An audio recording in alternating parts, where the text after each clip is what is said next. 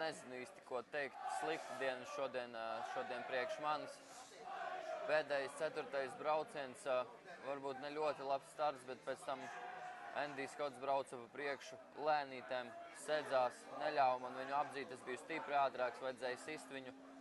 Un tad, kad viņš iebrauca džokeraplī, tad viņš man lika pieļaut kļūdu, jo es nevarēju braukt viņam aizmugurē džokerī, bet labi, vismaz pēdējos 2 apļus es nobraucu savā ritmā, sasniedzu vienu no ātrākajiem apļlaikiem vispār šodien un zinu, ka ir ātrums, bet visādi šitādas mazas nianses neļauj pabraukt ātrāk, attīstīt ātrumu, un es nezinu, kas tas ir. Varbūt tas ir veiksmes trūkums, varbūt kaut kādas mazas nianses, ko mums neizdodās noķert pēdējās sacīkstēs, un tur arī tas paliek rezultāts.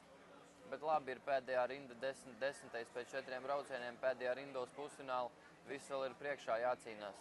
Turamies!